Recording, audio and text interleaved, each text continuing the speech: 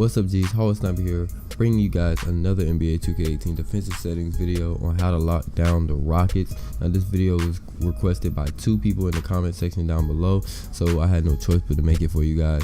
Before we start, if this video helps you guys out, make sure to hit that like button. It really helps a lot. And hit that subscribe button if you would like to see more NBA 2K18 content. I hope you guys enjoy the video, so let's hop right into it.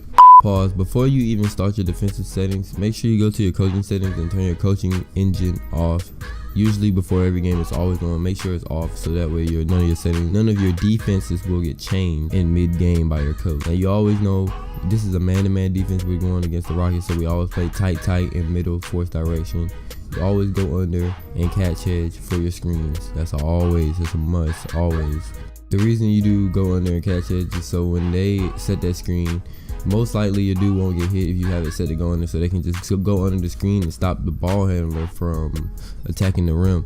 But when you put the catch hedge on to stop the pick and roll, all you do is have to make sure, I say this every defensive setting video, make sure you are opposite of the pick and roll. So you can't be the man getting picked, and you can't be the center. Make sure you are somewhere either in the corner or on the wing, but I would prefer the corner because you could help over if the catch head doesn't work, but most likely it's going to work. But in order for it to work, you cannot be playing either one of the pick man or the center.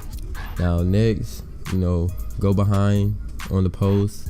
Reason being, you want to go behind because this is a man-to-man defense, and you will not have help behind you, so you don't want to play front just in case he goes for 5 out or 4 out, 1 in, which is the 5 out anyway. They fixed the 5 out, so it's just 4 out, 1 in.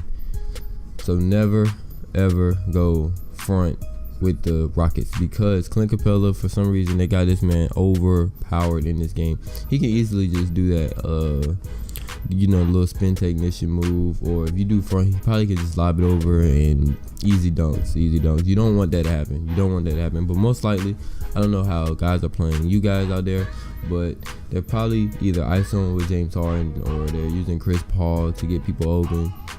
Now when you switch, make sure you only switch guards. Don't switch everybody, only switch guards, because James Harden on your 4-man, you might as well just count up easy buckets.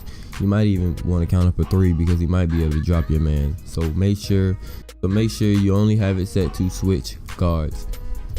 Now for this one, we're gonna have screen help to no help and your drive help to automatic. And if you guys have watched my previous defensive settings video, the screen help to no help means that nobody will help when they set the screen and roll or screen and fade. That's why you have to go opposite, but that's why I have the catch hedge on, because it's gonna stop the pick and roll without having any help at all. That way nobody gets open, you're not leaving any shooters open, and the pick and roll is shut down. Now your drive help, I usually set it to automatic because I like to shrink the floor for your point of emphasis.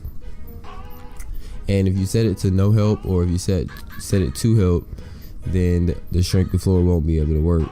But if things start getting out of hand, or it seems like you can lock them up, you can switch those. You can switch that drive help settings anytime you want.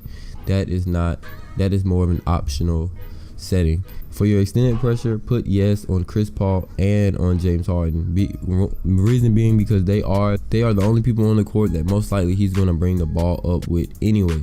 So make sure you extend the pressure on Chris Paul and James Harden, but only if they're not good enough to realize what you're trying to do. You're trying to get them to push the pace.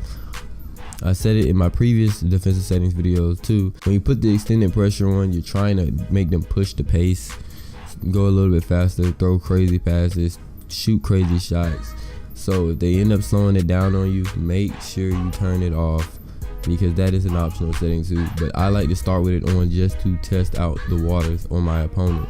So make sure you keep the extended pressure on for Chris Paul and James Harden. That means the computer will guard them both full court. Whoever's dribbling the ball, if James Harden's the one that's dribbling the ball up, you go to Chris Paul's man.